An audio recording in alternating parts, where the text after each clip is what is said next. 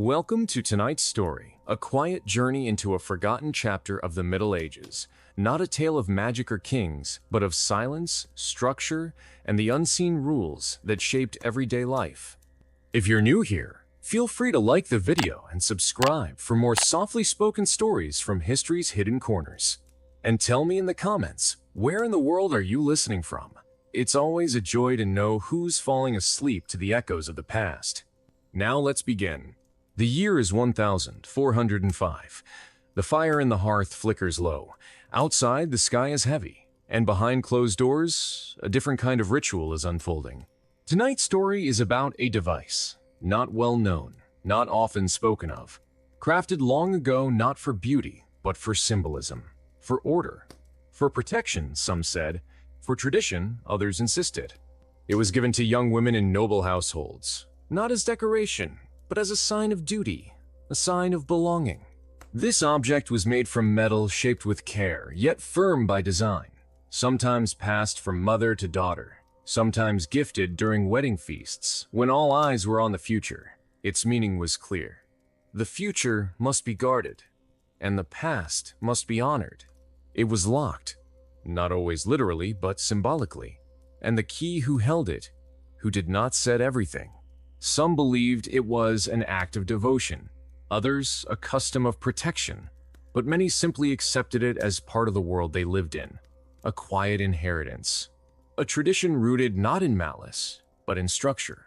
Stories from the time speak of these objects being displayed at ceremonies, held up like heirlooms, polished, preserved. Some were ornate, others plain, but all carried the same weight, the weight of expectation. And though the object was silent, its presence shaped lives. Not loudly, not violently, but persistently. Some questioned, quietly, others adapted. A few tried to change the story, but history, at the time, was not written by them. And so their voices are faint, but still present if you know where to listen. Today, some say it was never real, just myth, just legend.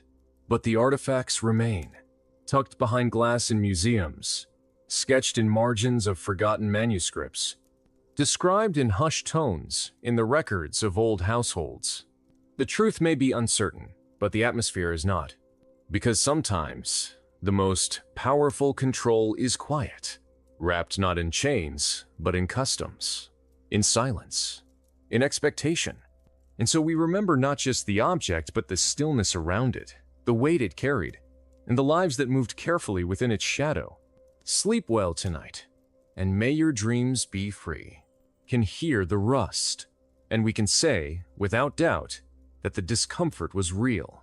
In the next chapter, we'll go deeper into who created these objects, who profited from them, and how entire communities upheld the belief in their necessity. But for now, let this image settle. A cold room, a young woman, a man with a key, and a device that did not ask her name, only her silence. That's where the unease truly begins. The blacksmith's hands were marked not with soot, but with quiet agreement. His forge lit not only to shape tools or hinges, but to form obedience. And when he was asked to make one of these devices, he did not question the purpose. He asked for measurements, for the girl's frame, for how closely it must hold. And as his hammer met the iron again and again, it rang not with safety, but with submission. And the sparks that flew carried not invention, but protection of structure, of lineage, of tradition wrapped in restraint. And so the object was created, not from the hearts of women, but from the ambitions of those who saw futures through family lines and control, who believed that dignity was not a path but a perimeter. And the object became not only a token, but a sentence, passed down with ceremony, upheld without consent, and the women who bore it became keepers of legacy, their presence preserved not for joy, but for duty.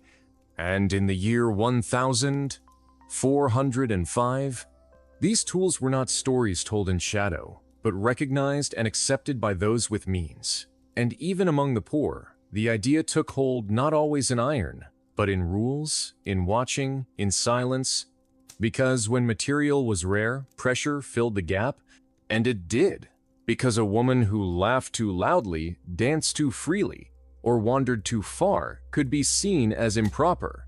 And propriety was not a feeling but a framework, a posture.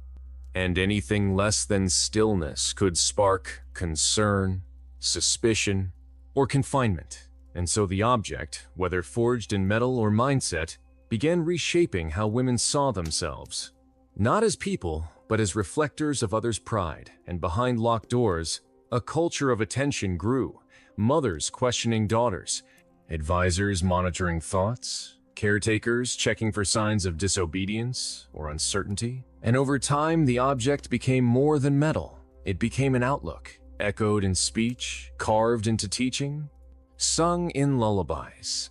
And as girls grew older, they learned its presence. Whether or not they touched it, they sensed it in how they moved, in how they responded to praise, in how they questioned kindness, because they knew kindness was often an exchange, and if a man offered safety, he expected gratitude, and if he offered affection, he expected purity. And the object promised both, though it gave neither, because affection cannot grow in restriction, and safety means nothing without trust. And still, the objects were made, and traded, and honored, not just in small villages, but in grand cities like Paris, Milan, London, where craftsmen competed to build the most intricate designs, where sellers boasted of their mechanisms, their reliability, their power to preserve family names, and even rulers took interest, commissioning them for ceremonial purposes, showcasing them as signs that honor would endure, and the makers who built them often worked in privacy, not out of shame, but because their clients held influence, and if the object failed, if a key went missing, or its function questioned, or if lineage was disputed, the fault was never placed on the man, but upon the woman, who was then blamed for secrecy, or betrayal, or unruly nature, and she might be cast aside, judged harshly or worse, because the device was not just a safeguard, it was a narrative, a shield for those in power, and if trouble emerged,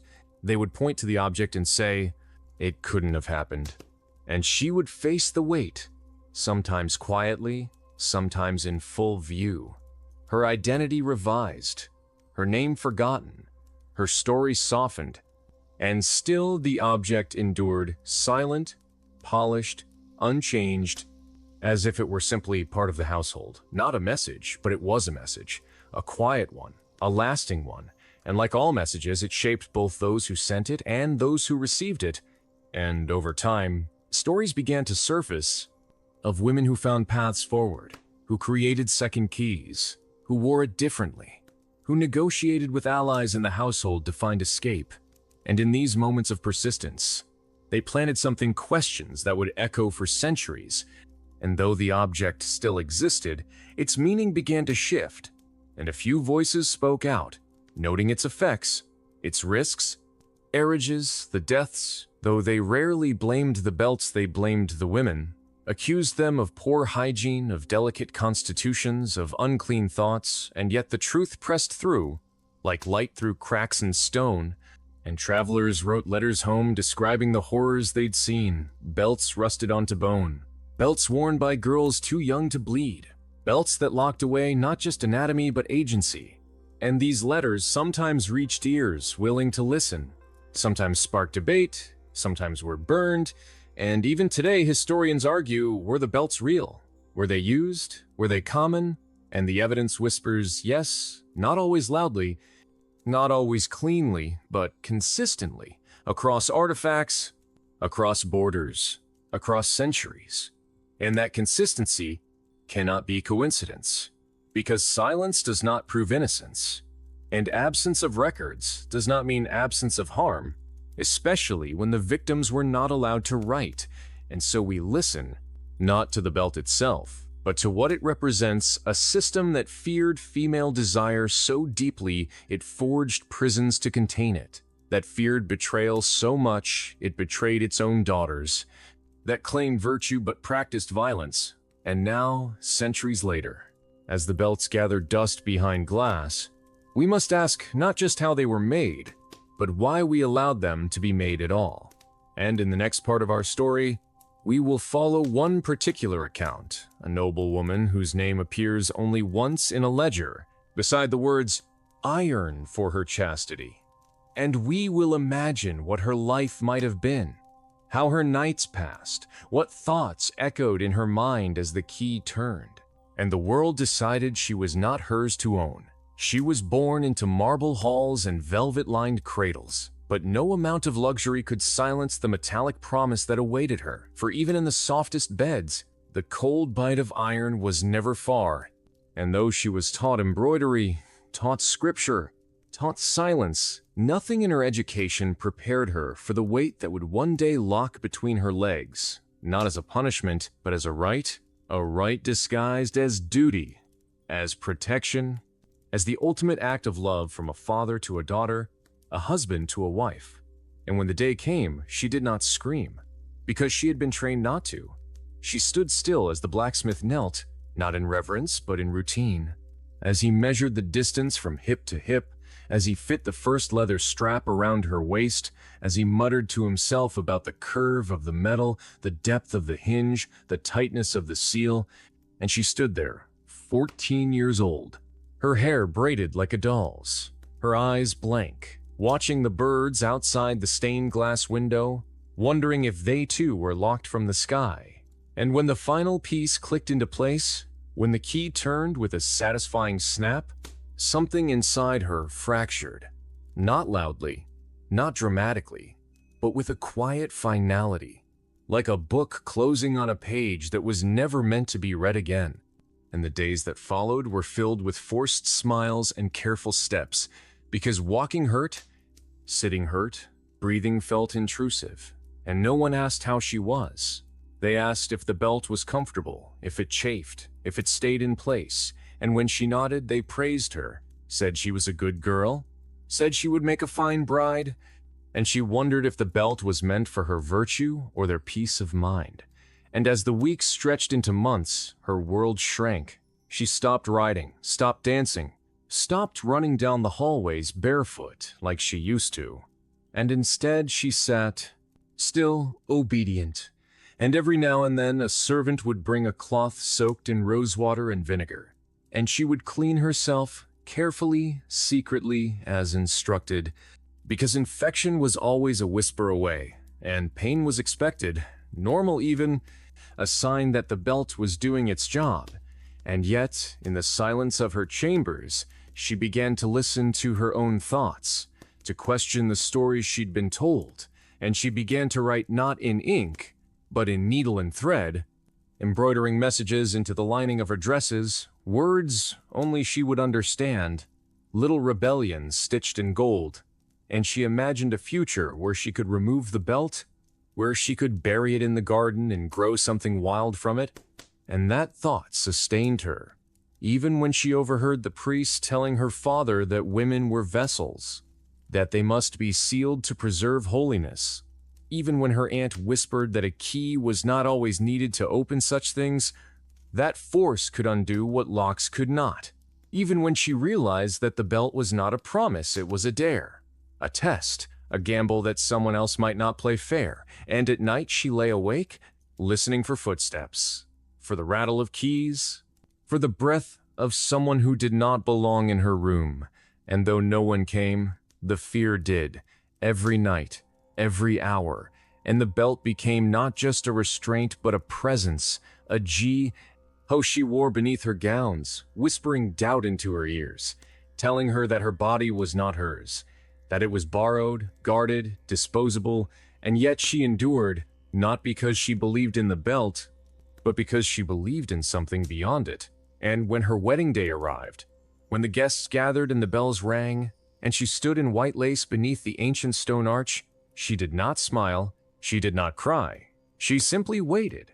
And that night, when her new husband fumbled with the lock, when he cursed under his breath and demanded help from the steward, she stood still, her back straight, and asked for the key herself. And when they gave it to her, she took it, held it tight in her palm, and walked out into the garden alone. And no one followed, not at first. And under the moonlight she found the rose bush her mother had planted the year she was born. She knelt beside it, and with trembling hands she unlocked the belt.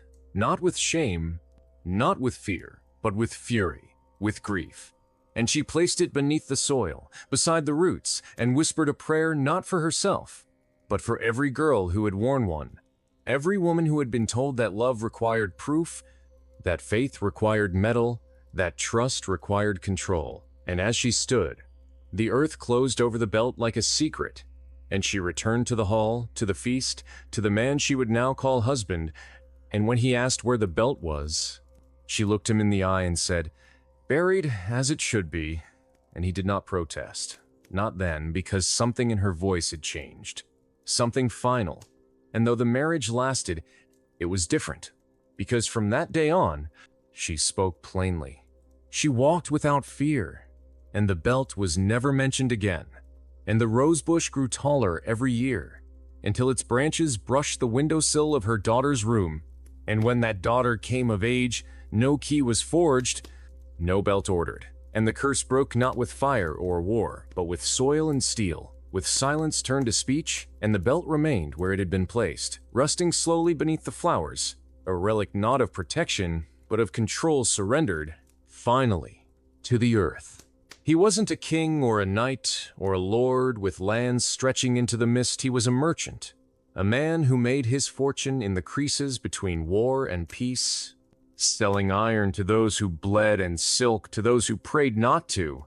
And though he dealt in bolts of fabric and blades of steel, his true currency was reputation, the kind measured in whispers, not coins, and it was reputation that led him to commission the belt, not for safety, not for piety, but for business. Because his daughter, barely 16, was promised to the heir of a rival house, and any scandal, any rumor, any breath of impropriety would undo decades of deals stitched together over wine and parchment. And so he paid a craftsman, not local, but one from Florence, renowned, discreet, brutal in precision, to design something not beautiful, but inescapable. And when the craftsman arrived, he brought a chest of rivets and rings, of small saws and hinged plates, and eyes that had seen too much. And the merchant did not flinch, did not hesitate, as his daughter was brought forth, pale and silent, draped in muslin, and stood before this stranger.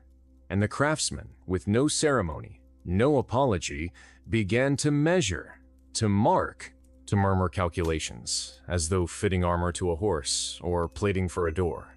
And she did not cry, not even when the first cold plate brushed her skin, not even when the leather bit into her hips, because she had already learned what was expected of her silence, stillness, submission, and by the end of the fitting, her eyes had dulled, not with pain, but with resignation, and the merchant nodded, satisfied, clapped the craftsman on the back, and handed him a purse heavy with gold.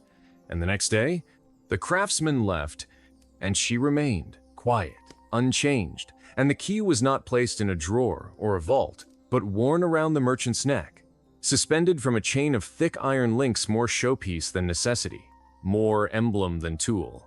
In the days that followed, simple routines became tasks requiring thought and patience, rising, preparing, walking. Everything demanded caution. The servants were told never to mention the device, to treat it as if it were not there, though its presence touched every part of her life, from how she moved to how she rested. At night, when her back tightened from fatigue and her thoughts grew heavy, she would gently trace its edges, not in defiance, but in understanding. She learned its weight, its structure, where the hinges sat, the way one side pressed more closely than the other. And though she never dared to touch the lock, she imagined what it would sound like, how it might open. That thought, fleeting though it was, gave her a kind of calm. As the day of the wedding approached, the household grew louder. Guests arrived, tables filled with food, flowers spilled through the halls. No one spoke of the object, but its presence was known. The groom, 17, with gentle hands and a watchful smile, heard of it and smirked, not with wonder, but with satisfaction. For now he would not just receive her name, but a symbol proof, he thought, of structure.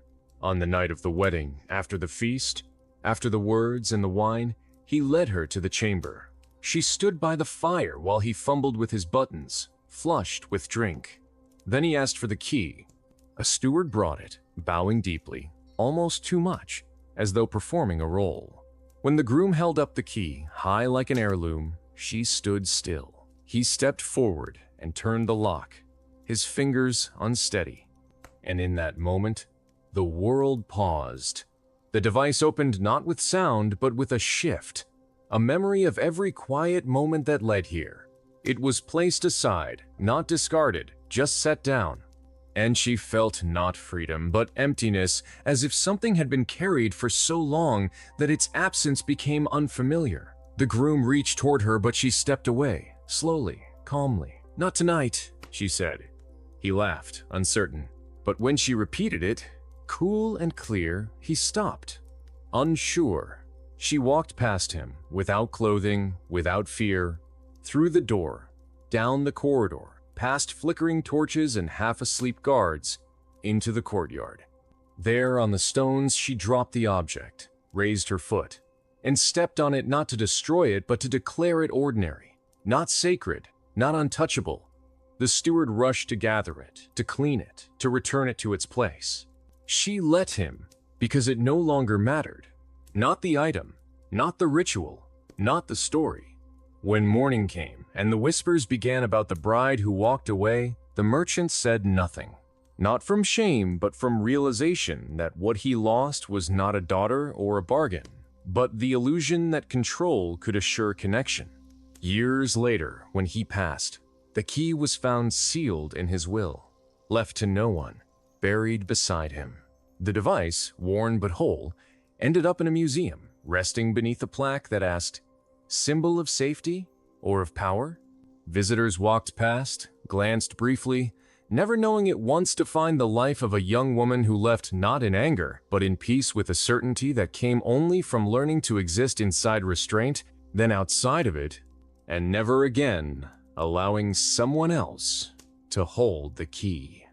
In that same winter, far to the north, in a village forgotten by maps and remembered only by old records, another object was created not in halls of marble, but in a quiet workshop where the air smelled of iron and frost.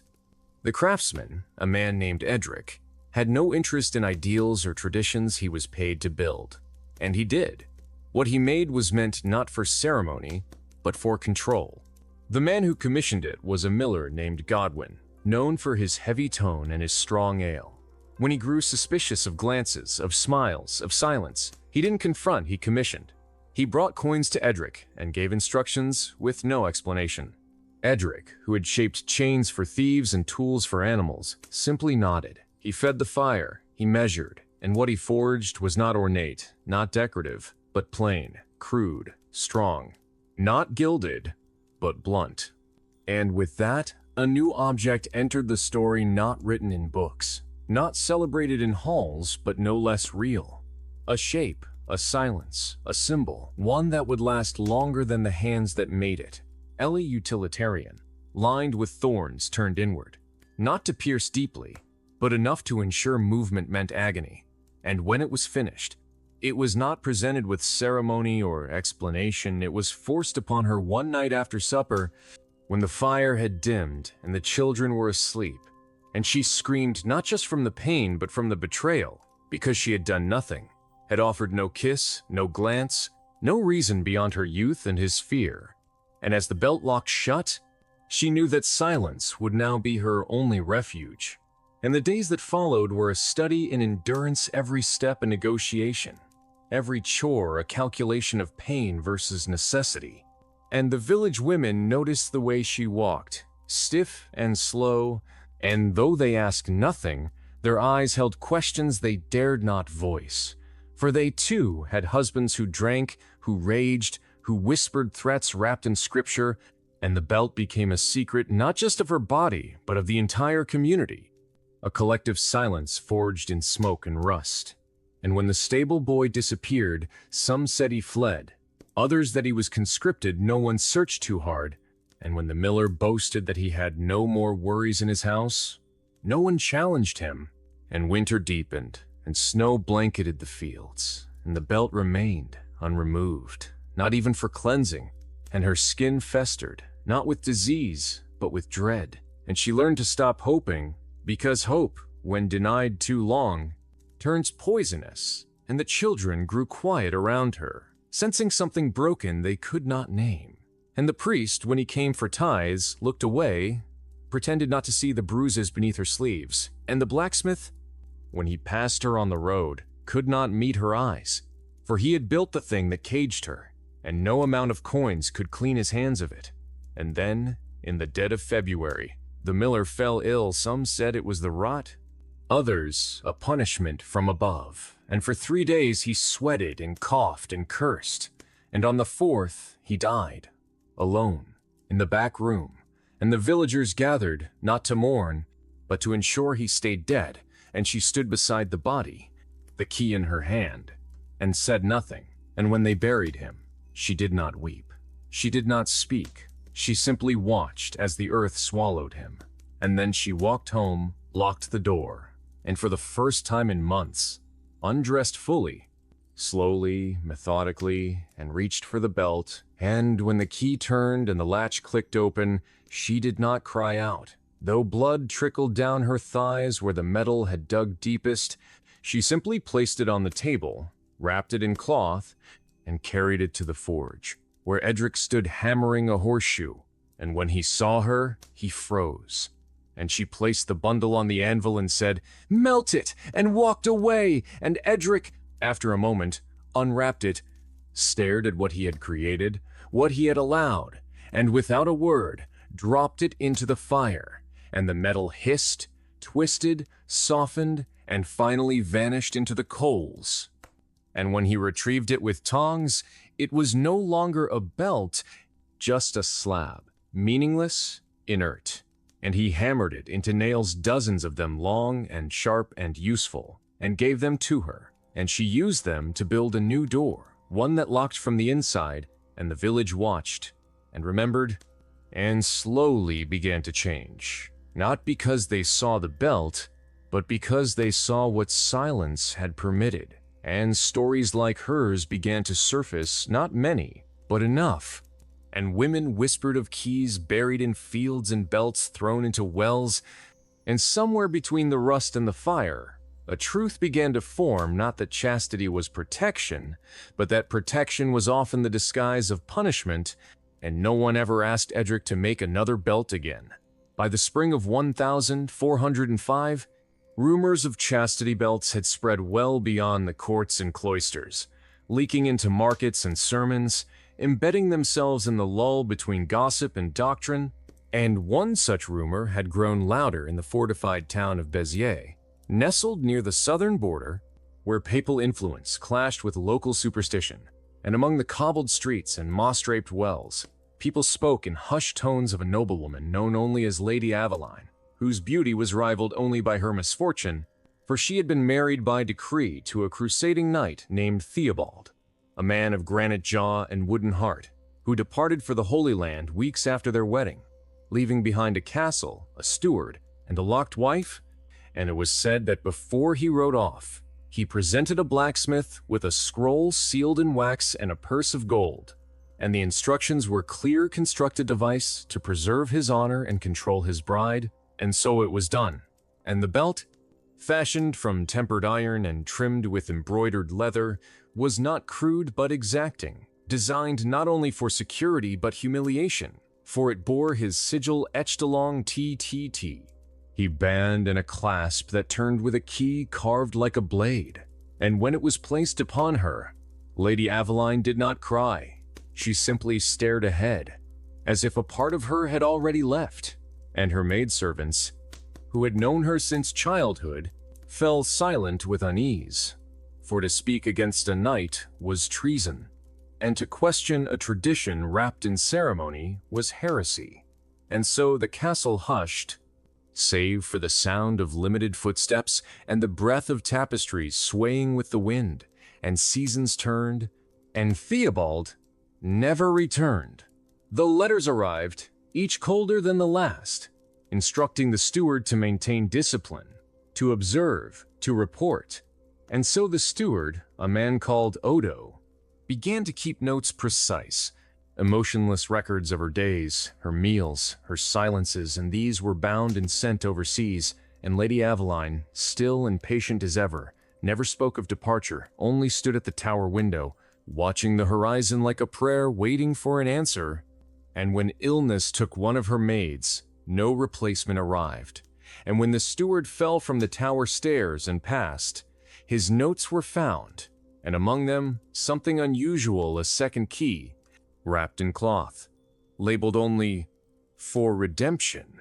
And it was this key that a monk discovered while preparing the rites, and he, loyal not to Theobald but to something more human, waited until dusk, climbed the tower, and knocked softly at the lady's door. And when she opened it, pale and distant, he asked just one question: "Do you wish to be free?" And she, after a long stillness, nodded once, and he gave her the key and left. No blessing, no rebuke, just an understanding between two souls who saw what others ignored, and what happened after was never written, though the object was later found buried beneath the chapel floor, its crest worn down, its edges split, and Lady Aveline was gone, vanished from records, though whispers claimed she joined a cloister, or journeyed to Toulouse in disguise, but no one ever truly saw her again. And yet the tale remained, carried in markets and along roads, not only as a legend of escape, but as a question whether duty can truly sanctify silence. And with time, the devices themselves shifted in meaning, once hailed as honorable, then feared as relics, and poets mocked them in verse, and satirists etched them in bold illustrations. And in the back rooms of apothecaries, women spoke of ways to soften their hold, of old oils and time-worn tricks passed from hand to hand, and so resistance took quiet shape not through battle, but through knowing, not in defiance, but in endurance.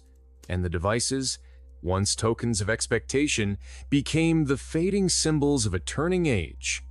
And in temples where benches emptied and candles waned, even voices once certain began to question, began to wonder whether control ever truly reflected care. And in the hush that followed, a new kind of belief formed, one where dignity was chosen, not imposed, where stillness was shared, not measured, and bells rang with less weight.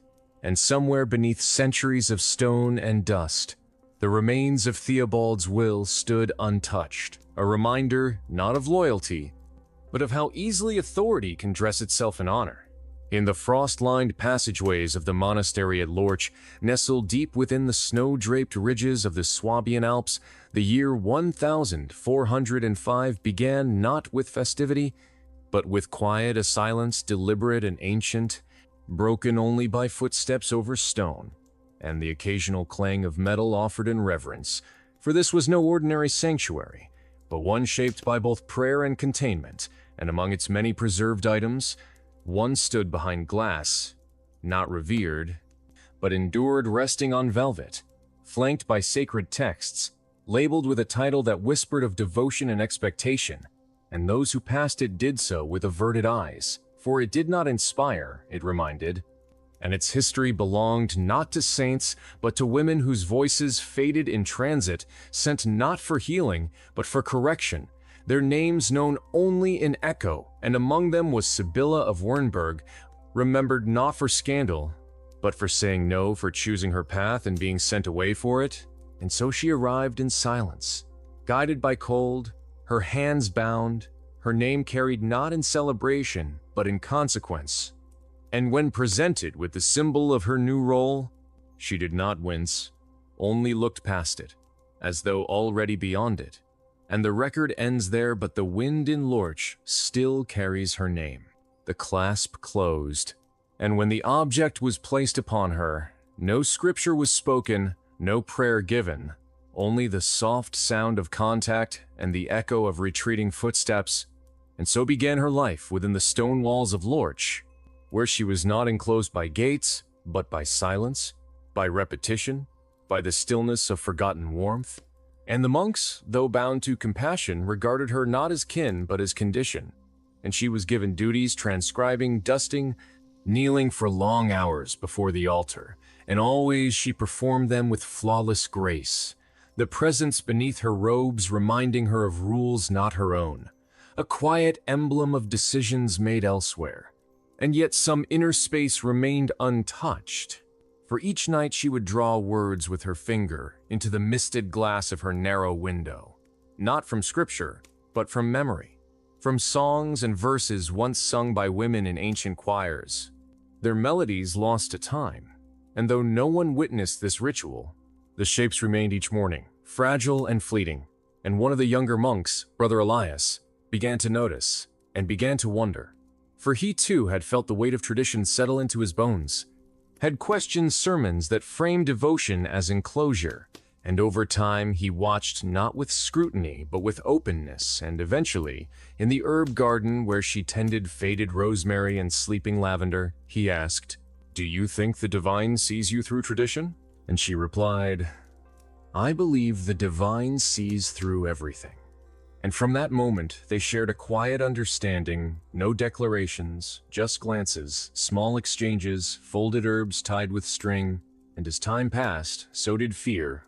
And when illness returned to Lorch in the warmth of late summer, and elder voices grew faint, and the rhythm of the place faltered, it was Elias who discovered a key, hidden beneath a reliquary, marked not with crest or seal, but with a winding vine, and he brought it to her, without explanation, and she received it with a breath so deep it seemed to move the air around her.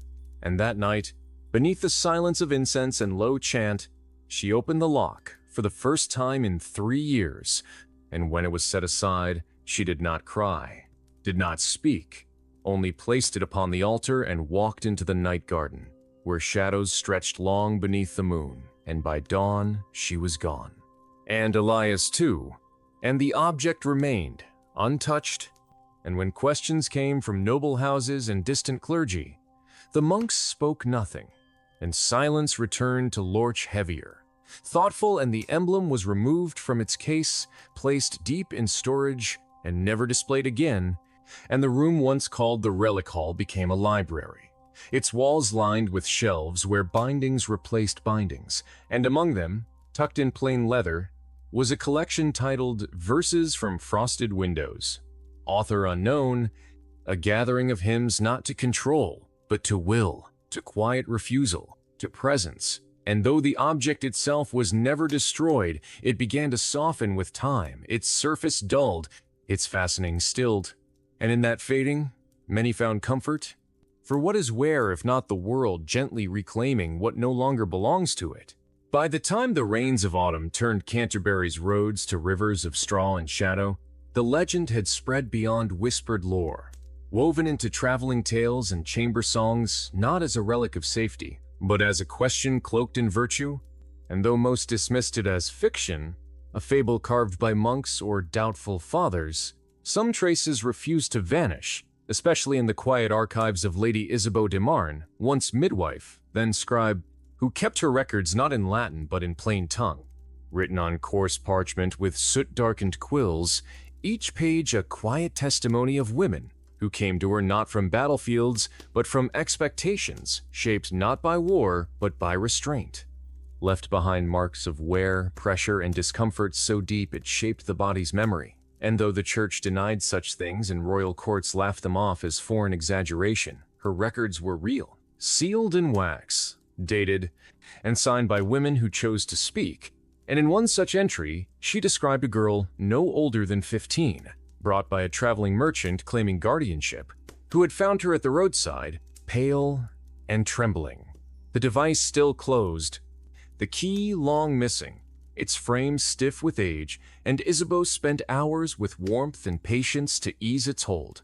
And when it finally loosened, the girl did not speak thanks, only stared at the ceiling, whispering verses in a dialect so ancient even Isabeau could not place it. And she was not alone, for at the turn of the century, such items appeared not only in noble houses but within merchant families, passed as gifts or expectations, engraved with family crests and Latin phrases, fides vincit, Virtus custodita, words that wrapped belief in restraint. And they were sometimes given by elder women, not with malice but conviction, convinced that legacy must be guarded through discipline. and in marketplaces from Bordeaux to Bruges, smiths began to craft them quietly, using fragments of mail or repurposed metal, shaped to requests made not always by men, for tradition often asked the hands of women to ensure its hold, and these objects evolved from plain designs to more complex closures, hidden seams, and even misleading decorations meant to discourage removal.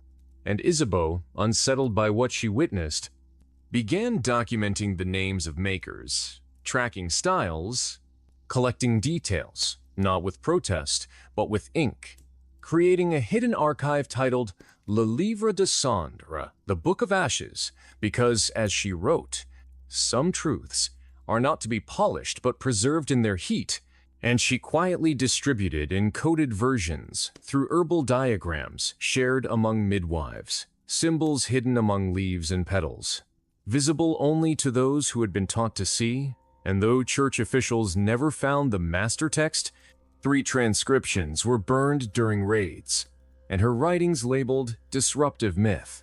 But they survived, because knowledge cannot be undone by fire, and among the chapters whispered from memory was that of Lady Adelina of Carcassonne, who, upon learning her daughter's intended had ordered such a device, ended the arrangement, cast him from her lands, and melted the object in public view, letting the remnants fall into the river, saying, "No peace grows where freedom is denied," a phrase later quoted in a reprinted edition of the Codex Feminae, a manuscript once banned but secretly passed among students. And as the truth behind these objects spread, they shifted from tools of practice to icons of unease, artifacts displayed not in reverence, but with regret.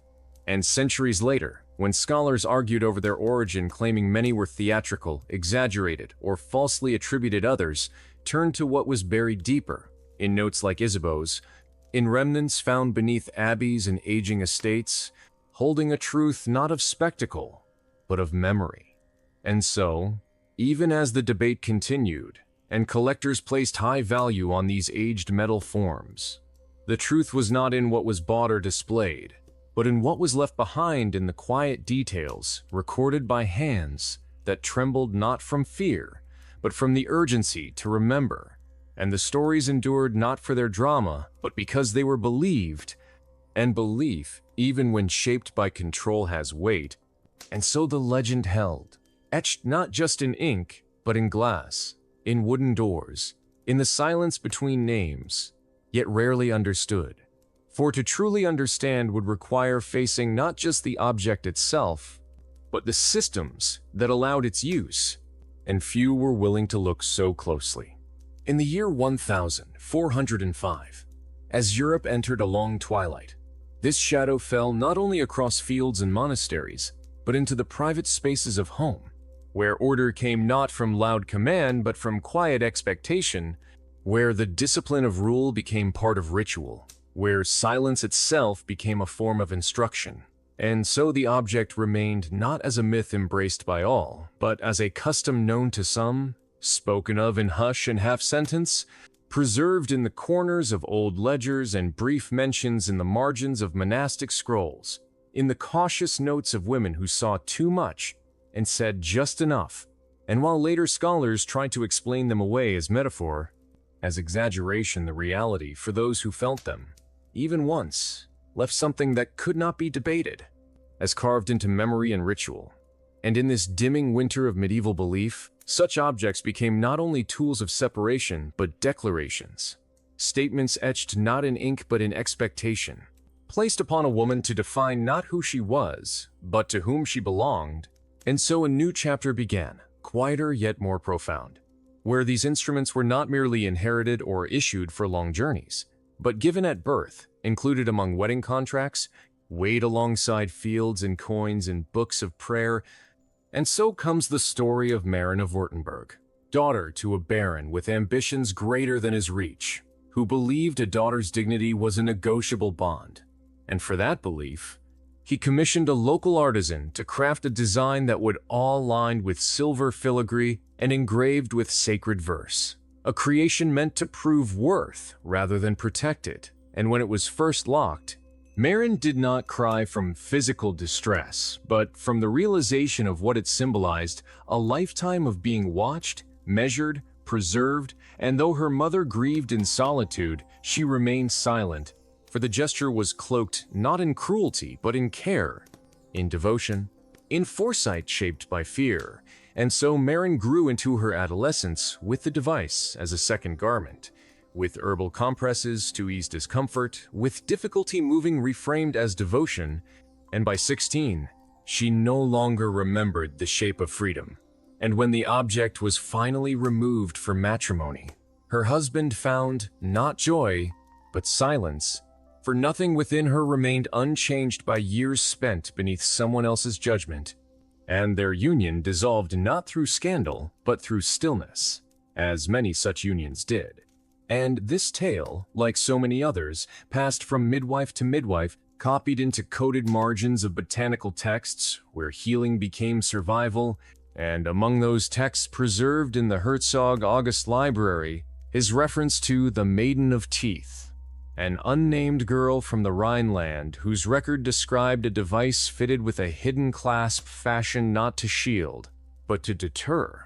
And though her name was lost, a drawing remains, traced in soft pigment, accompanied by notes written in careful hand notes on recovery, on breath, on the delicate process of removal. And such notes were not rare, for as the custom expanded, caretakers and healers became reluctant experts, trained not by books but by repetition, and their skills evolved using warmed tinctures, softened metal, pressure tools passed in secret, their work done in quiet corners, beneath apothecaries or behind garden walls.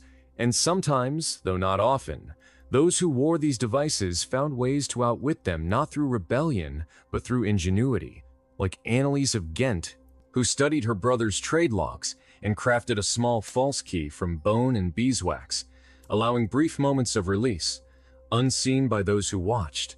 And though her freedom was brief, her message endured in a ring she left behind, carved with the words Libertas mente, freedom in the mind. And so the objects became not merely forms, but frontiers, contested symbols where bodies negotiated with belief, where a woman's voice flickered like flame in a chamber too damp to catch. And some adapted, and some withdrew, and some were simply never found again. And the objects themselves changed, growing more complex, more disguised, at times designed to resemble ornamental girdles or relics, passed across borders, sold beneath cathedral steps, and as their usage waned in the final years of the 15th century, their legend swelled, fed by stories, colored by fear, and woven into a wider story of control masked as care. And in later centuries, these relics would be displayed in cabinets of curiosity, described as symbols of a distant time, set beside tools of medicine and power, debated, doubted, dismissed by some as fabrication, but never fully erased, because their presence spoke too clearly of the fragile line between safety and restraint. And so they remained, if not in iron, then in thought and promises worn on fingers, in codes of dress and conduct, in expectations too often left unexplored. And though we like to think of them as myths, relics, misunderstandings, the deeper truth is they were once real enough to be built, real enough to be believed, and belief, even misguided, carries weight. And that is where the discomfort lives, not in the form itself, but in the knowledge that it was ever imagined, ever commissioned, ever placed by the hand of someone who claimed affection and called it protection.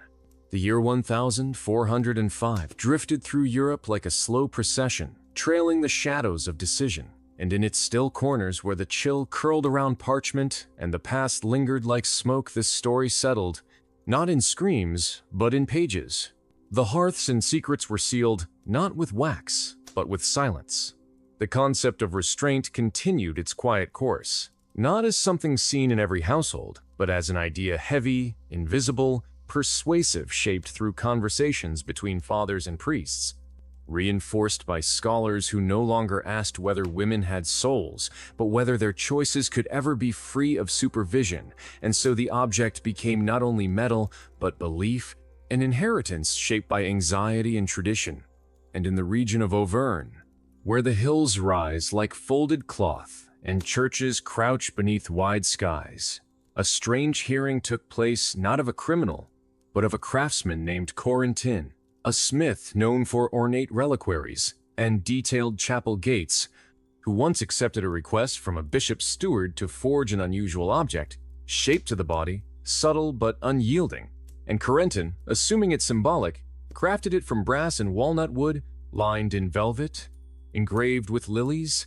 But when it was delivered as part of a formal agreement and caused distress, Corentin was summoned not to be praised but questioned, and stood before a council uncertain whether his mistake was of design or of understanding, and though he was not condemned, his hands were marked, and he was sent beyond the Loire, never to build for the church again. And his story spread quietly among apprentices, a warning that even artistry, placed in the wrong context, could be judged. And in that same season, a manuscript titled Liber Custodiarum, or Book of Keepings, began to circulate among some convent libraries, not copied officially, but hand-traced into margins, a work cataloging items not of prayer, but of design and closure, with diagrams that suggested first-hand knowledge, and among its pages were described objects ranging from simple clasps to more complex forms, sometimes managed jointly by family and confessor, and one passage noted a version crafted to mask discomfort, suggesting its use even during public events, layered beneath garments, present at ceremonies, dances, and services, and thus the idea of control became interwoven with ritual, and those who wore such things learned to move and smile within roles, rehearsed through generations. And across the channel in Norwich, a strange ordinance appeared requiring the registration of any item affixed to the body for moral supervision, a law likely never enforced, but significant, for it confirmed awareness. And in a tax record from the same town, one entry reads, "Item, iron girdle, sold discreetly, noted as tack," revealing that even where these things were denied, they were traded, and where they were condemned, they were used. And in that contradiction lies the texture of the age, where belief and economy moved in rhythm, draped in necessity, and so these objects traveled between classes and countries, appearing in noble houses, merchant homes, on pilgrim roads, sometimes chosen out of caution, sometimes imposed in quiet fear, and sometimes even accepted by those who believed it offered peace, not through conviction, but through surrender. And thus it became a relic long before it was ancient, a symbol fixed in place and left untouched for so long it became tradition. And even as centuries passed and its physical use faded, the idea remained firm as rust, embedded in records and memory. And so we trace this not through legend, but through ledgers, through brief references, through silent notations, piecing together a truth that was never shouted but never forgotten. In the narrow stone halls of the year 1405, where torches whispered and every step echoed as if revealing a secret, this object moved from item to institution not by decree, but by repetition, gestures, approval without words, shared understandings among those who guarded custom, and so the tradition passed not through law, but through trade, from armorers to artisans. As smiths who once shaped tools for riders began to form closures instead, and in towns like Quedlinburg and Figeac, the old forges glowed not for weapons, but for things quieter, smaller, yet just as enduring, and to take private orders wrapped in secrecy and shame. And the language of those orders evolved into euphemism. Not belt, but girdle of temperance, not lock, but safeguard, and it was in this shifting of words that the horror deepened.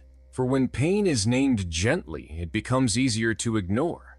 And so fathers signed contracts with blacksmiths, and mothers handed down keys on deathbeds, and wives returned from pilgrimages not with relics, but with red welts hidden beneath linen. And yet the church, in all its sprawling hierarchy, rarely spoke directly of such things.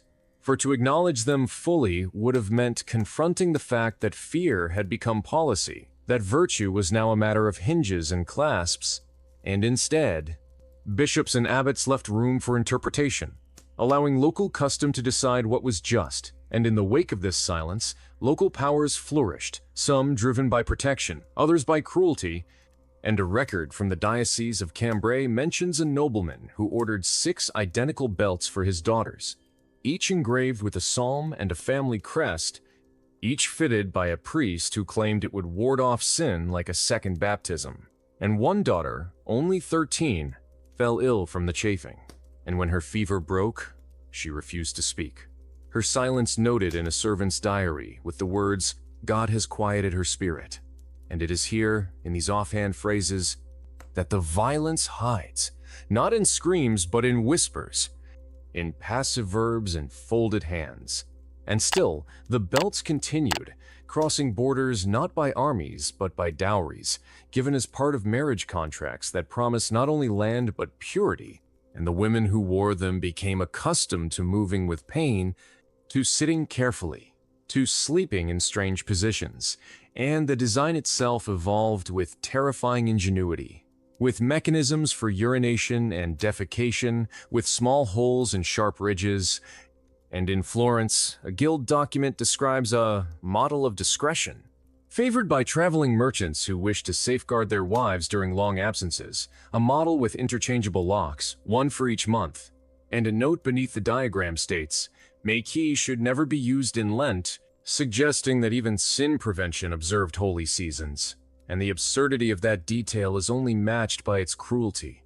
For what kind of faith needs to schedule its suffering? And yet, it was not always the man who insisted, for in at least one known case, a noblewoman of Aquitaine commissioned a belt for herself to avoid suspicion during an inheritance dispute, believing that her perceived virtue would lend weight to her claim. And the belt worked. Legally speaking, for the court ruled in her favor, but months later she was found unconscious, poisoned not by enemies, but by infection. And the coroner's notes speak of metal embedded in flesh, fused by time, and that phrase, fused by time, summarizes too much of the Middle Ages, where tools of control were worn long enough to become identity, where a woman could be both victim and volunteer in the same breath. And the belts were not only for brides, as commonly believed, but sometimes for widows, for young girls entering court service, for women accused but not yet convicted. And one monastery in Saxony kept a locked chest marked Custodia Corporis, containing belts for penitent women, their names etched into the metal, and those belts were reused, passed from body to body like a sermon made of rust. And there is no surviving record of consent, only usage. And in Venice, a scandal broke when a locksmith's apprentice bragged that he had duplicated the keys to a merchant's belt, and the apprentice vanished 2 weeks later, last seen boarding a barge alone. And so we learn that even within the cruelty, power was unstable, that even those who imposed rules feared the possibility of reversal, of discovery, of humiliation, and the belts, once considered protection, became liabilities. For to use one implied distrust, and distrust meant marital instability, and instability threatened inheritance. And so by the late 1400s, more discreet models emerged, hidden beneath fashion, disguised as ornament, with locks so small they could be mistaken for clasps. And the conversation around chastity changed again, not because society became kinder, but because secrecy became the higher virtue, and thus the belts did not vanish, they shifted, much like the discomfort they represented, becoming quieter, more refined, and harder to trace. And that quietness is what echoes most in the shadows of this story. By the early 1400s, such objects became not only tools, but reflections mirrors held up to a culture absorbed by legacy, devotion, and the illusion of certainty. And while few official records named them directly, their outline lived in margins in contracts that mentioned modesty bindings, in inventories listing iron garments, in sermons warning against the unguarded nature of the flesh. And in those spaces between what was said and what was done, The myth took root, fed by fear, by silence, and by the quiet alignment of a world more afraid of disruption than of consequence.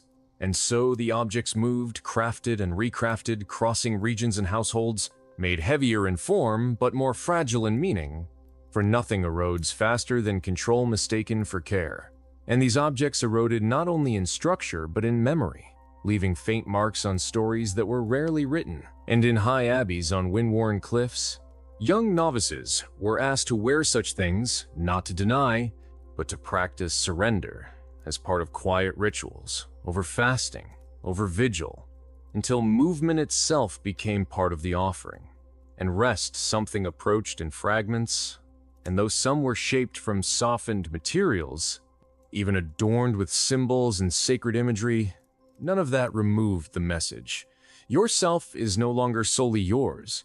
And in cities like Prague and Toulouse, scholars and officials debated the place of such tools, some justifying their use in times of absence, others questioning whether such customs belonged in households guided by faith. And still, the items endured, often removed from law but retained in practice, and one merchant's journal from Lübeck noted selling several marriage girdles in a single season, adding that the internal ridge version is most preferred by the cautious, a phrase written with uneasy irony, its humor tinged with distance. And in the same journal, a drawing appears simple, unmistakable, showing how the object framed the waist and rested against the lower spine, turning posture into a symbol of vigilance. And below it, a note reads, "For her safety and his peace," a sentiment layered in complexity, offering comfort only through control. And while some designs were clearly ceremonial decorated, presented as tokens during rituals, others were made for use, quiet, unadorned, and kept away from view. And in small towns where record-keeping was sparse, stories traveled instead of girls asked to wear these forms after moments of perceived impropriety, after being seen walking alone, or laughing too freely during seasonal feasts.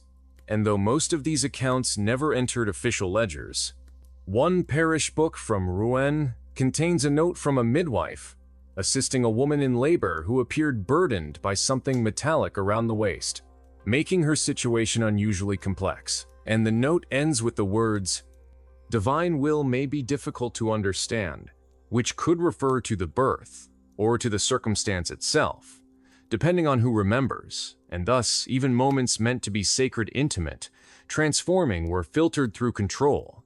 And among aristocrats, these items became curiosities, brought out at gatherings to amuse, displayed with mockery by jesters who wore wooden imitations in dances, meant to parody restraint. And even in laughter, something heavier remained, and some nobles kept them in cabinets beside coins and icons, claiming they were relics of ancient times, evidence that women had always required such keeping. And in doing so, they rewrote the story, turning personal cost into collective curiosity, erasing real memory and replacing it with symbol. And one Duke of Burgundy famously displayed a rotating form in his gallery, claiming it had belonged to a Roman matron, a fabrication meant to elevate the object beyond criticism. And that kind of retelling became its own harm, not through injury, but through denial, casting those who once wore them not as people, but as warnings, as parables. And this notion that restriction can be deserved is one that haunts many instruments of authority, not only this one, but others reshaped by time. And as the century turned, the belts became less visible in documents, but remained alive in behavior, in expectation, in architecture, in silence, in old stories passed between generations, in gentle warnings shared quietly from mother to daughter, in careful stitches of tapestries that said much without saying it directly. The object transformed into a symbol, into a quiet presence that shaped how girls moved, how they spoke, how they sat, how they listened. And even when the metal itself vanished, something remained, a sense of being watched, measured, expected. And that expectation grew beyond the object, becoming a way of life, a lens through which virtue was seen not as compassion but as silence, not as kindness but as obedience. And so the belt became something more than real. It became remembered, repeated, reinforced by stories, by lessons, by looks. And while historians argue over how many existed, or whether some were symbolic, the effect they left is not a question of numbers, but of atmosphere, of consequences that required no mass production to shape generations. And so, we move beyond museums and legal records, and into the quieter places, into the kitchens and courtyards and corridors, where these devices were not kept behind glass, but treated as part of daily rhythm. And this story begins not with rulers, but with quiet daughters, like Isabella, who lived in a countryside village and whose only mistake was being noticed. And soon after, a decision was made not with cruelty, but with the firm tone of tradition, and she was given something to wear, something meant to show care, protection, foresight, and when she asked why, the answer was simple. This is how we keep order. And she adjusted, changed how she sat, how she walked, how she rested, how she moved through doorways. Her world got smaller, her voice quieter, her steps more measured. No one asked how she felt, only whether she was still proper. And when her wedding came, the key passed like a token from one hand to another, not in ceremony, but in routine, as if her choice was never part of the exchange. She stood still while someone else decided what came next. And this moment was echoed in many places, in different languages, under different roofs, enough to map a quiet history drawn not in ink, but in repetition. In noble courts, the symbols looked different, more elaborate, more decorative, but the message remained. Some bore inscriptions in Latin, poetic phrases about loyalty, about unity, and while some were crafted for display, others were for privacy, unspoken and unseen. One letter from a lady in Italy mentions a design meant to encourage reflection, not through punishment, but presence. Whether it was real or imagined, the feeling behind it was clear: to stay within lines drawn by others. In monasteries and places of spiritual retreat, similar objects were sometimes used as part of discipline, not just for women, but also for men, intended to redirect thought, to support moments of introspection. Worn during fasts or after long hours of prayer, they were believed to bring focus, though today we might see something different in their use. In royal courts, the item took on new roles used to prevent scandal, to preserve alliances, to satisfy expectations. One old account mentions a princess whose ceremonial garment was observed before marriage, and it was noted as a reassurance not of love, but of arrangement. The princess's voice is not recorded, only the observer's approval. In merchant logs, these objects appear listed between tools, fabrics, and ceremonial items.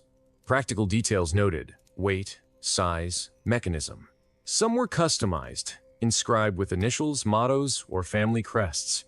Not always with harm in mind, sometimes with the intention of protection, or at least the illusion of it.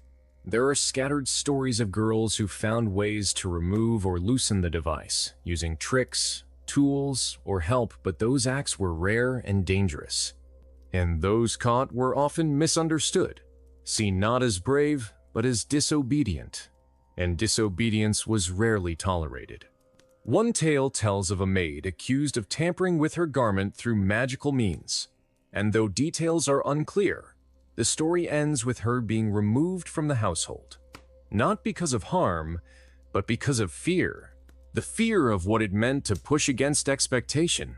And so the object, whatever form it took, became more than a tool. It became a symbol of control, a structure for defining what was acceptable, and that structure extended far beyond metal, into the air itself, into gestures, customs, glances, lessons.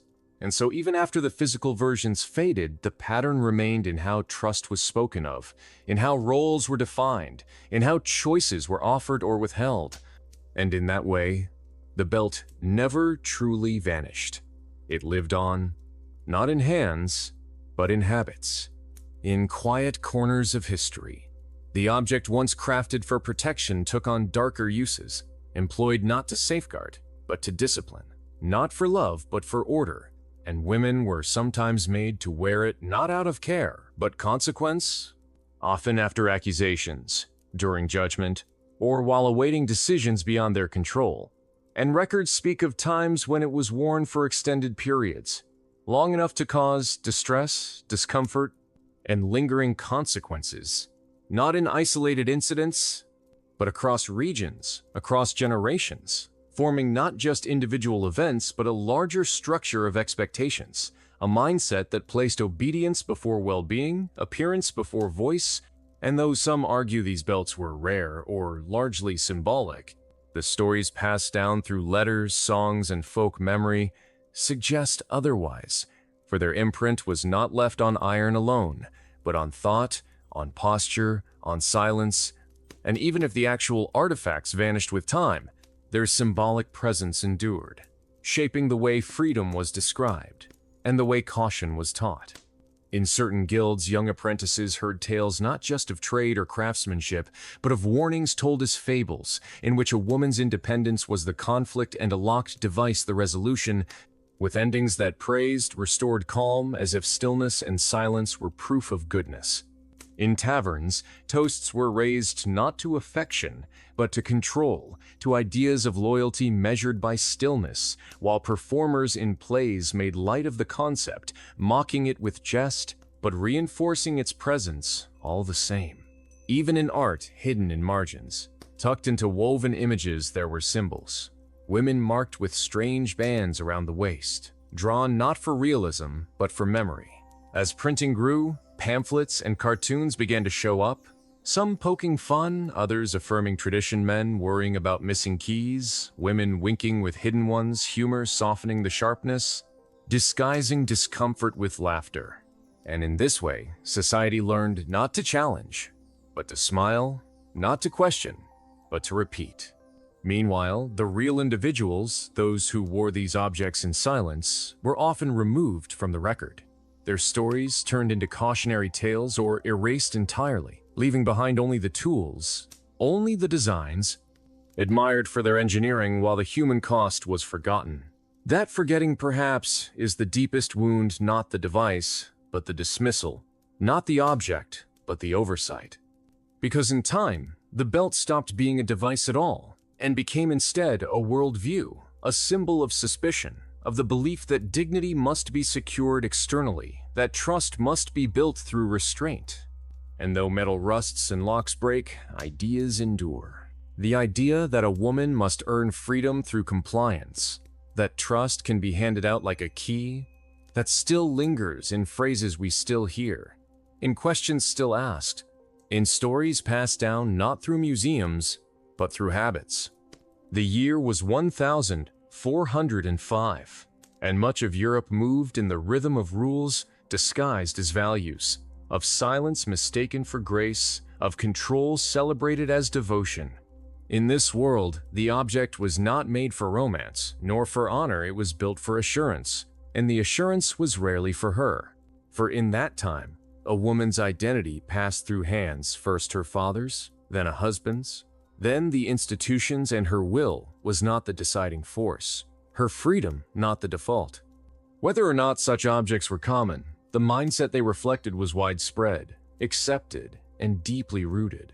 And that mindset asked no questions of comfort, of agency, or of dignity. It focused instead on ownership, on the idea that keeping peace meant keeping watch. Through symbolic tools or spoken traditions, the message remained unchanged. To be good was to be guarded. Women of higher rank often learned this early, not through harsh command, but through gentle suggestions, through parables shared at bedtime, through ceremonies that honored their stillness more than their speech. And in those tales, temptation was always external, always creeping in, always to be blocked or barred, never to be understood. So the belt became not just a crafted piece of metal, but a crafted piece of thinking, one passed down, polished over time, refined into expectations. And expectations, once repeated enough, begin to feel natural. Imagine, if you will, the experience of wearing such a symbol not for an hour, but for weeks, not for ceremony, but for routine. Imagine knowing that your freedom was conditional, that your choices were met with doubt before action, and that your body was framed not as your own, but but as something others must oversee. The psychological burden of that assumption, the idea that your mere presence must be protected from itself, was immense. Some versions of these devices were overly intricate, made with narrow slots, tight bands, stiff hinges, designed less for ease than for control. Some were no priest stepped in, no healer objected, no matron questioned the arrangement, because what was done in the name of order, of honor, of tradition, and so the silence became sacred. In that silence, women learned not to ask, not to speak, not to resist. They learned to interpret discomfort as duty, and duty as proof of devotion. The belt didn't need to be universal to be effective. It simply needed to be believed. And belief is stronger than steel. When worn, it became more than object. It was message, expectation, boundary. Its presence was often quiet, its meaning loud. A new bride, entrusted with nothing, may have seen the key passed to another, an uncle, a steward, a cleric. Her role wasn't to choose but to comply. If she felt unease, it was rarely voiced. And when the belt made life difficult, it was often dismissed as exaggeration or weakness. This too was part of the design. A woman who questioned was labeled improper. A woman who removed it, defiant. Stories surrounded her like a warning. She was wild, dangerous, untamed. Her reputation became a parable. She was used to teach others compliance. And so the belt, whether seen or not, grew larger in the mind. It became symbol, folklore, cautionary tale, a gesture of control that did not need to hurt to work, it needed only to shape behavior. And in that, it was effective. In households rich and poor, the same lesson echoed. Your body is a responsibility to others, not to yourself. Women who thought differently, midwives, scholars, artists, were watched closely. Knowledge, after all, gave rise to independence, and independence unsettled the balance. So the belt, whether physical or not, stood for something larger. A culture of restraint, of inherited silence. It appeared in whispered bedtime stories, in embroidered jokes, in tapestries and manuscripts. And though its use faded, its metaphor remained refined, reframed, and repurposed by time. Control adapted. Iron turned into custom. Locks turned into language. Today, those same beliefs appear in more subtle forms, in expectations, in judgments, in the way questions are asked. The belt may not exist in drawers or museums, but its outline lingers in how stories are told, in the rules never spoken, in the doubts still placed upon women's choices. And so, as we rest now and let the candles dim, we must remember. It was never just an artifact. It was a mirror, a lesson passed down in silence.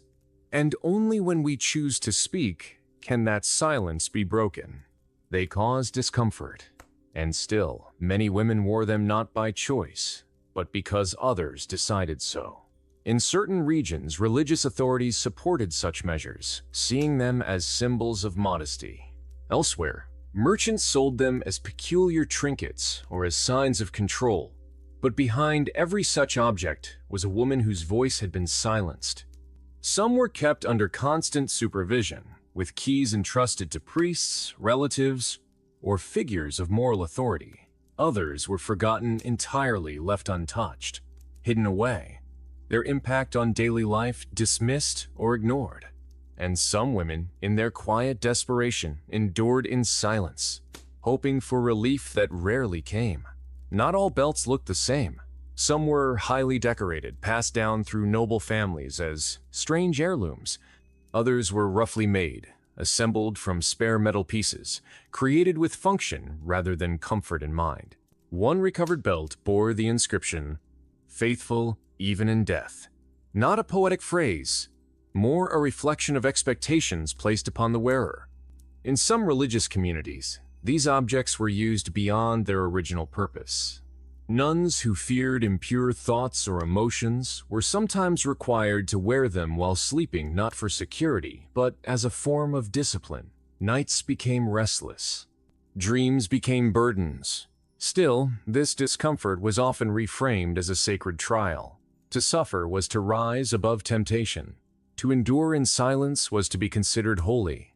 In some noble households, young girls still in the early stages of life were fitted with these devices before traveling to distant courts. These were not gifts, they were statements.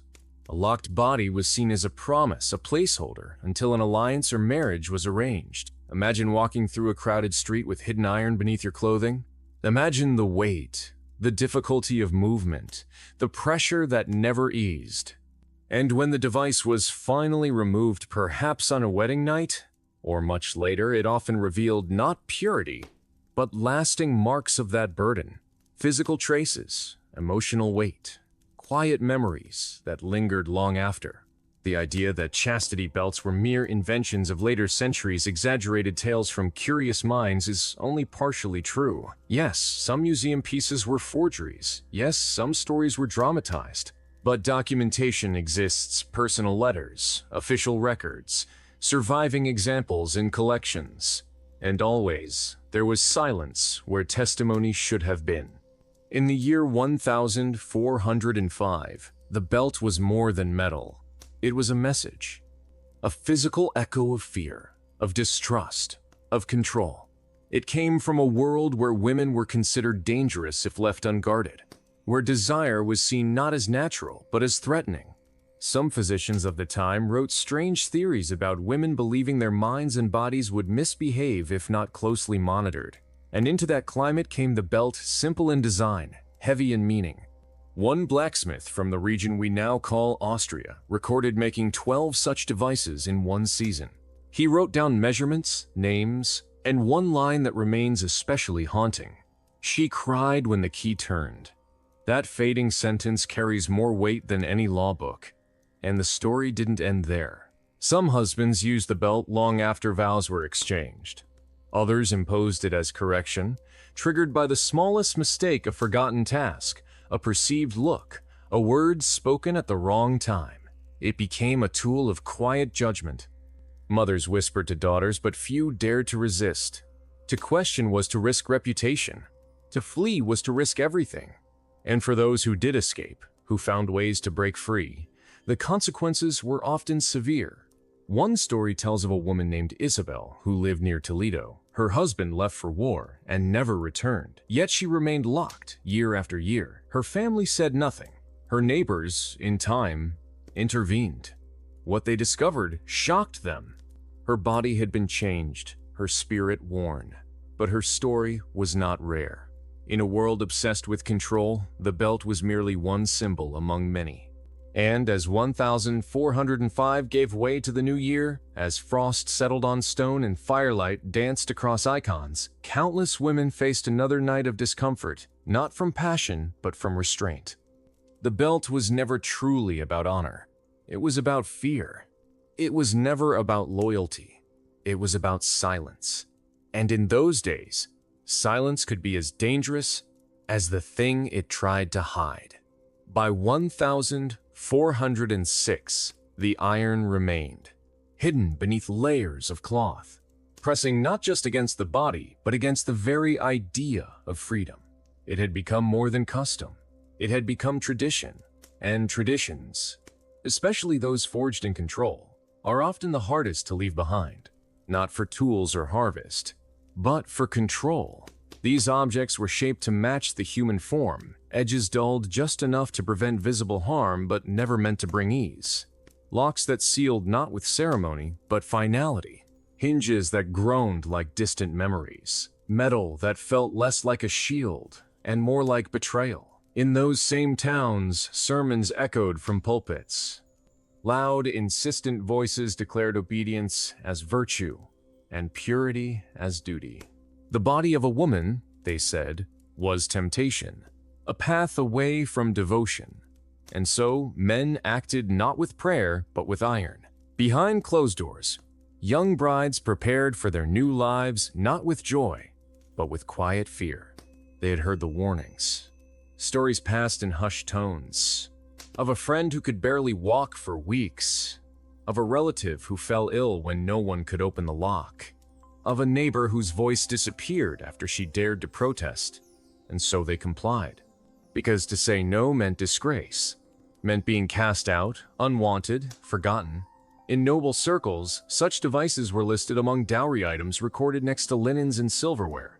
One document from the estate of a French noble mentions a belt of restraint adorned in gold, bearing the family's emblem with 2 keys, as though it was something to be admired. In castles, some women were shown these items not to wear them, but to remind them. A belt displayed on a chair hanging silently on a wall. Its meaning was unmistakable. Your freedom is not yours. Others wore them daily, rarely removed. In these cases, discomfort turned to constant ache. Skin changed, breath shortened. One physician wrote of a girl whose garment had become part of her. Its removal caused such distress that afterward, she barely spoke at all. Perhaps silence was easier than remembering. In villages, materials were rougher iron scraps, leather straps, old harnesses reshaped. Fathers imposed them out of fear of scandal. Brothers, out of jealousy. Priests, in the name of guardianship. In one account from a Bavarian town, a group of girls was led through the streets, each wearing such a device, as part of a ceremony meant to celebrate restraint. The crowd reacted in different ways. Some laughed. Others watched in silence. A few cried. But none forgot. These acts were not just about individual control. They became communal. The village itself passed judgment. Women who questioned were called unnatural. Those who endured were praised. The more they suffered, the more they were admired. In some religious communities, women requested these belts not because they wanted them, but because they feared accusation more, afraid of being touched in sleep, afraid of being blamed. So they chose metal over suspicion. Even then, safety was never assured. Over time, these symbols crept into art and poetry. Songs spoke of locks and secrets. Paintings showed guarded figures behind veils. Even lullabies whispered to girls about staying closed, staying quiet. What once was purity now sounded like a warning. In one chilling tale, a noble girl named Odelia was forced to wear such a device after rumors spread about a conversation she had with a stable hand. Just words. Twice. Still, her father decided. He locked it himself and wore the key on a chain. Months later, he was thrown from a horse and passed instantly. The key was never recovered. Odelia was found days later, pale, exhausted. She lived, but never walked comfortably again. Her name faded into stories, whispers. One more truth folded into forgotten pages. Meanwhile, the makers continued. They refined their work, smoothed corners, added inscriptions. Some even promised greater comfort or airflow. Others added internal mechanisms meant to deter, but the message never changed. Trust was absent. Surveillance was law. Control was sacred. And over time, myths replaced memories. Some claimed the belts never truly existed. Others believed they were everywhere. Museums displayed them. Writers mocked them. Scholars debated them. But those who wore them felt them remembered. These were not stories. They were lived. They marked skin. They changed posture. They altered dreams. And they silenced. As the year moved on 1406 in official calendars, but little changed in reality, these objects did not vanish. They were packed away in chests, passed from one generation to another, hidden in drawers, stored in silence, and in every lock, every hinge, every forgotten clasp lived the memory of a person, a daughter, a sister, a bride, a soul. In the slow, repetitive rhythm of medieval life, where years passed with more dust than drama, this iron remained, a shadow, quiet but lasting. Through the rustle of parchment and the solemn toll of distant bells, the object remained not as a dusty relic or subject of rumor, but as a cold, present reality, pressed to skin, not seen yet always there. In public, it was symbol. In private, it was sentence.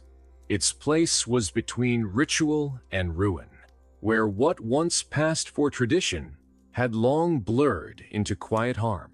And at the center of it all stood women young, silenced, unnamed, not locked in towers, but in themselves. Their reflections became strangers, reshaped by steel born of caution and fear.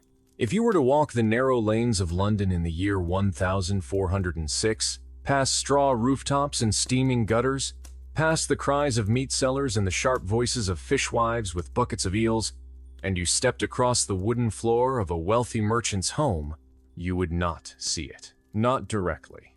But you might feel it, in the silence that fell when her father entered, in the downward glance of a daughter, in the slow, stiff movement of someone carrying an invisible weight.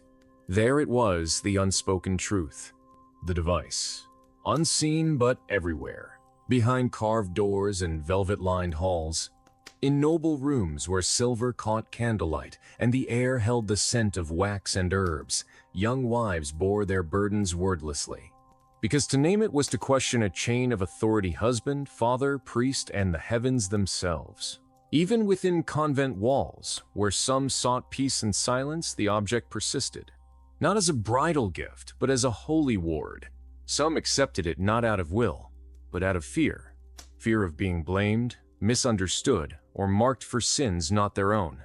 Across the continent, this practice grew not written in law, not shouted in public, but deeply embedded in whispers and customs. Women passed warnings in silence. Blacksmiths, meanwhile, continued their craft, quietly, carefully. Some belts were tucked beneath gowns. Others held locks that needed two keys split between men, never within reach of the one who wore them. Their names changed. Modesty aid, protection clasp, virtue seal. The purpose remained. In the dim corners of churches, girls wept in confession, wondering if their dreams were wrong, if the discomfort they endured was divine test. The clergy, some unkind, others unknowing, offered comfort in the form of acceptance.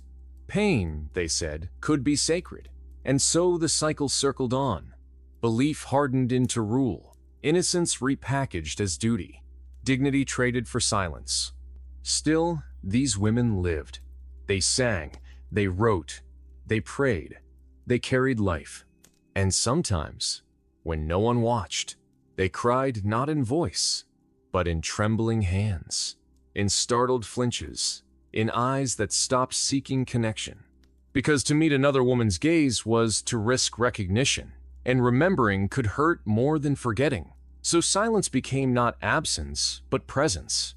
A silence full of stories, of wounds, of warnings.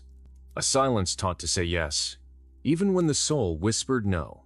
And when men left for wars, for voyages, for pilgrimages, the iron stayed behind, a sentinel, a shadow, a lock waiting. Some never returned. And women, left waiting, faced humiliation not from loss, but from the need to ask another to free them. And not all were gentle. In parts of Italy, stories surfaced of women found long after, with time and rust having sealed the object beyond use.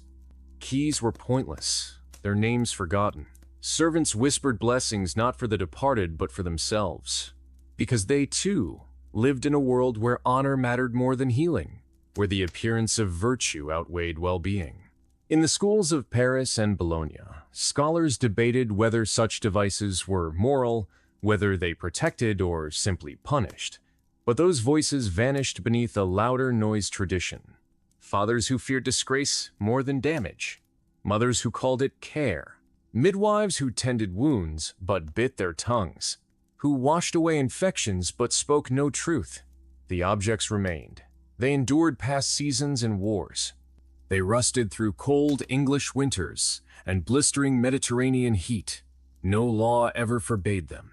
None had to. Their hold was not legal but cultural, not spoken but understood, and so they were passed down like heirlooms or secrets, tucked away in chests, mentioned in riddles, until even the memory of them faded, until people could say, that never really happened, until denial took root, until museums held pieces but not stories, until only the body remembered, even if the books did not.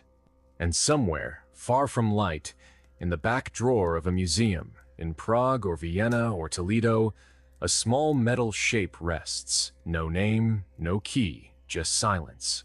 and something inside it, something cold, still echoes. It still rests without a label, without a name, without a clear explanation, cold against the hand, heavy with meaning, not waiting to be solved, but to be acknowledged. In its silence, it offers no comfort, only reflection. It accuses us not with words, but with presence, for forgetting too easily, for forgiving too quickly, for not seeing how fear, when disguised as care, becomes control. And so, time passed. Decades became centuries, generations became shadows, and the device remained, not simply a relic, not just a footnote in dusty books, but a symbol, a quiet thread that wove through the lives of women who never wished for it, who never earned its burden, who carried it not because they had sinned, but because someone else believed they might. The fear of what could happen, of imagined disgrace, of presumed betrayal, was enough to justify its use. The presence of doubt became punishment in itself. And even as the world moved on, even as machines printed knowledge and thinkers questioned long-held truths, the shape of the belt did not disappear. It changed. Its metal turned to metaphor, its lock replaced by spoken rules and written expectations.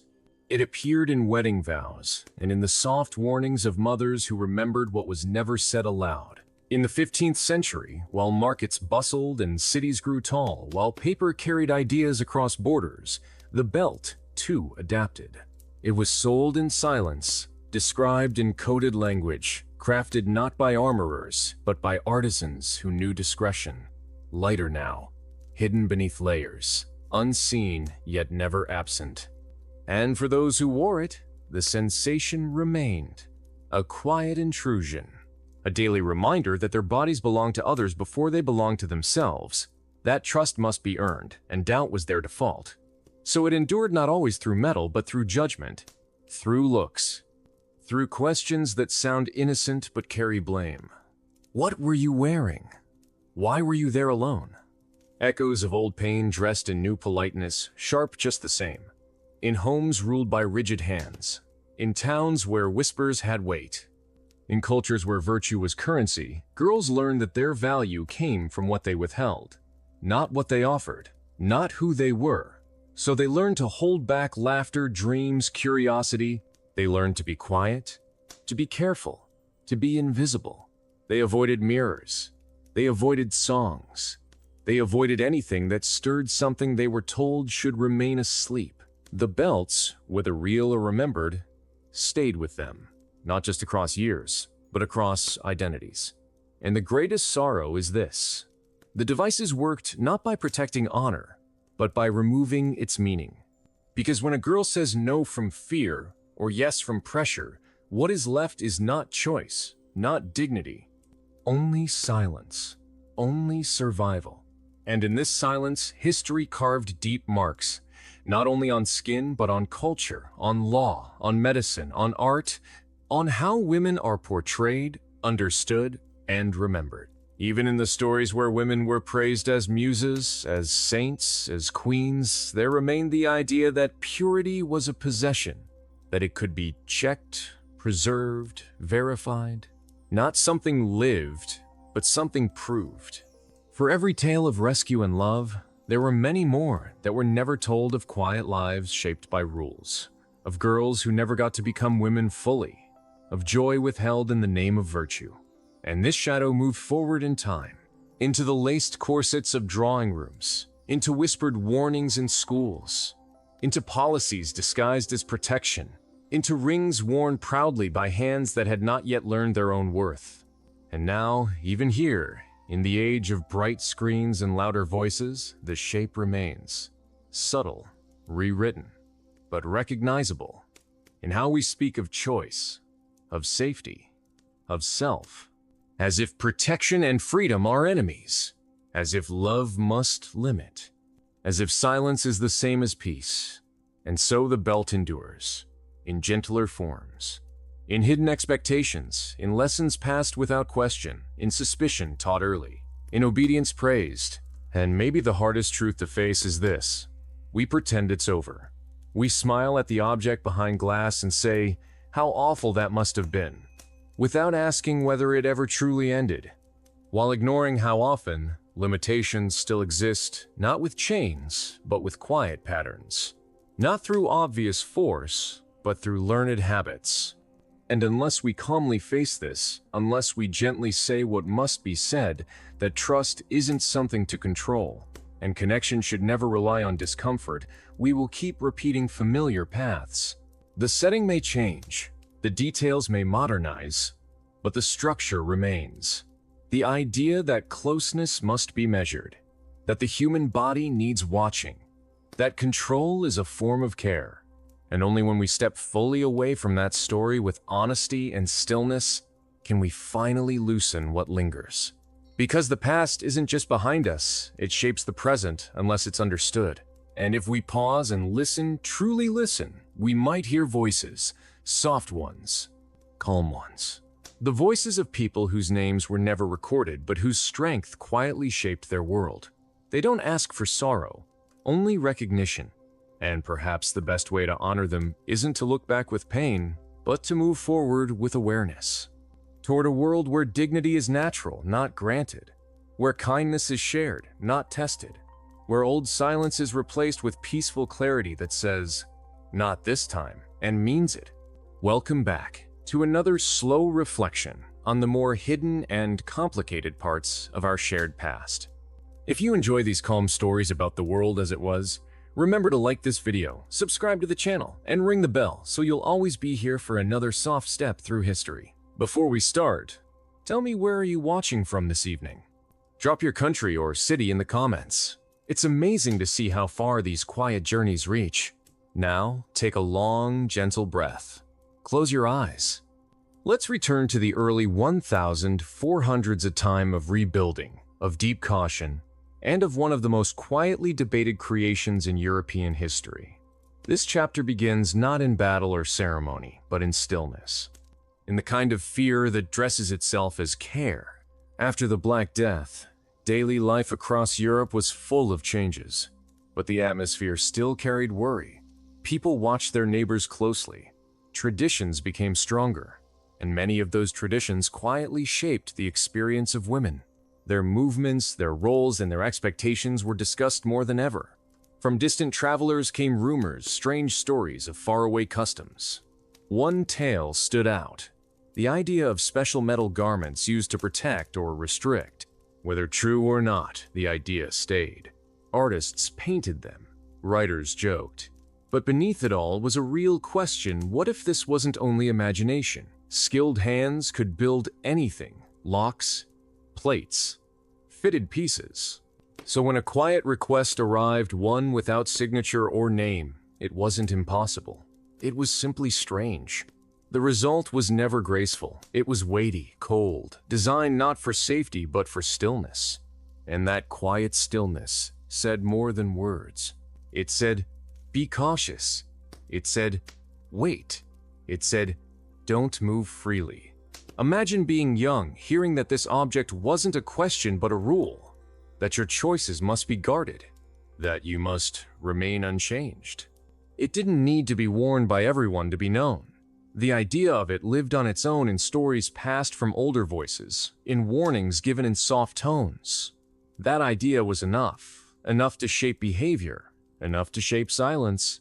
And even now, far from those times, the shadow of such thinking can still echo in quiet spaces, in what is expected, in what is unspoken, in how freedom is quietly delayed.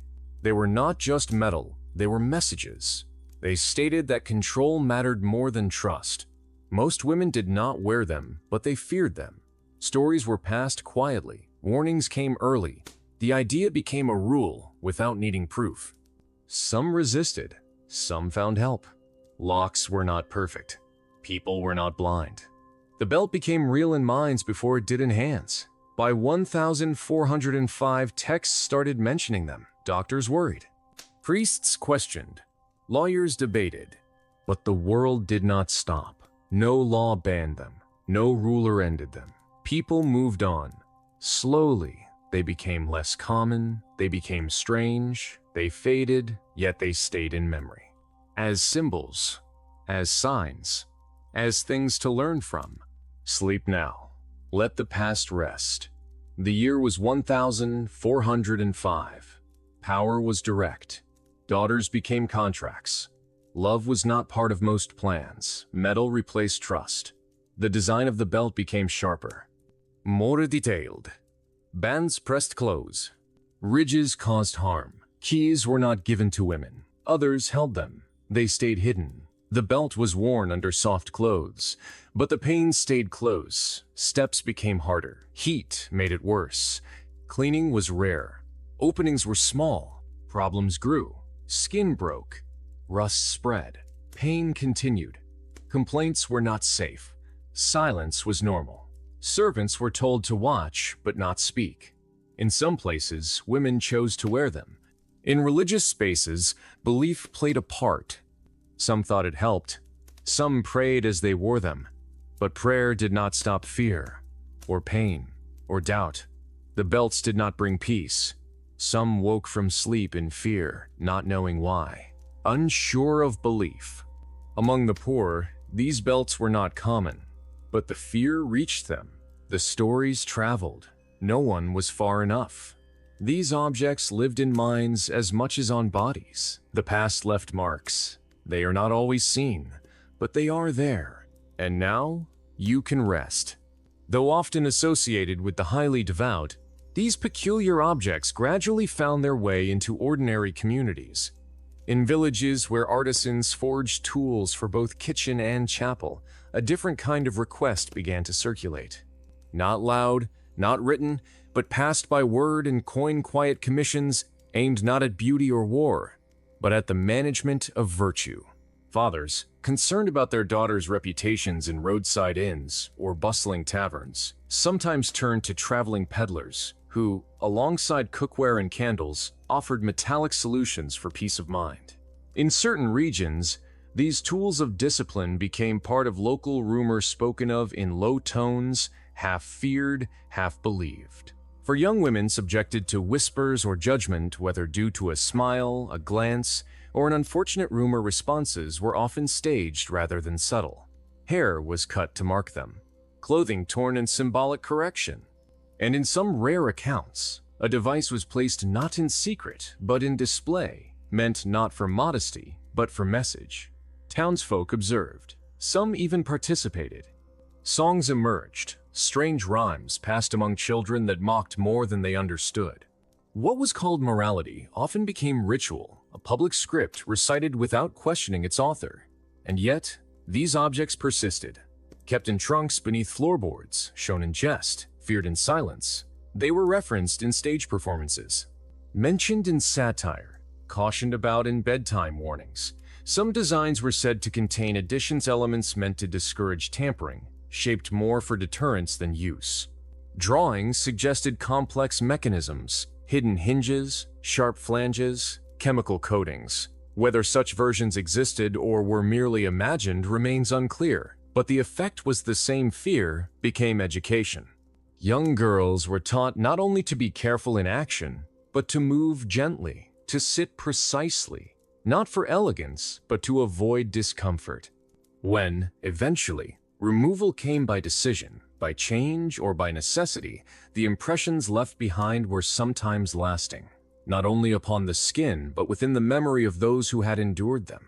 Some elders wept, others said nothing, afraid to question what had been accepted as duty. In the year 1405, such practices mirrored a society caught between devotion and domination. In one well-known city by the sea, a noblewoman was discovered fainted, her body marked by prolonged absence of care during her husband's campaign. In a northern village, a teenager was walked through the center square after having been seen with a visitor of ill reputation. In another region, a midwife faced severe penalties after attempting to relieve a young mother's suffering, having gently attempted to adjust a restrictive object that interfered with the birth. The crime? Questioning boundaries. The charge? Overstepping tradition. These incidents were not solitary. They echoed through languages, customs, and creeds. The object became a message without words. Not spoken aloud, but painted in allegory, whispered in confession, etched into anonymous poems. Religious figures debated its virtue while keeping one at home. Healers wrote cautiously about ailments without cause, offering poultices for wounds no one dared to name. Designs varied from forged iron to lighter bronze to stiffened hide. Some featured embellishments, leaves, flowers, swirling borders that softened nothing but implied grace. One museum exhibit, centuries later, revealed an engraved phrase suggesting obligation in the guise of trust. Another hinted at loyalty framed as control. And always the key remained with another, hung beside sacred tokens, slipped into psalters, buried beneath stones. In stories, some men carried the key into the earth. Others presented it ceremonially during marriages, a gesture wrapped in blessing but steeped in authority. The bride, quiet, observed but rarely spoke. Over time, these devices faded from view but not from thought. Enlightened thinkers ridiculed them. Early advocates for change condemned their purpose, yet they remained in collectors' cabinets, in curiosity shops, in the imagination. Some argue now that the object was more legend than fact. But even legends, if repeated enough, shape how people live. Even whispers can influence rules. They stood not just for safety, but for scrutiny. Not protection, but possession. And like all powerful ideas, they endured far longer than the metal from which they were formed, blown out of proportion by Victorian sensationalism. But for those who bore the weight, the scars, the shame, they need no proof. Their stories remain carved not in books, but in bodies. And that is where the truth lives. In the hush that falls when a daughter asks her grandmother about honor, in the way a mother tugs at her dress when walking through crowds, in the inherited silence of generations who were taught that virtue must hurt, that love must lock, that desire must be denied. But even then, some women resisted. Secret societies of midwives developed techniques to bypass or loosen the locks. Hidden messages were passed between nuns, sharing prayers that were really codes for liberation.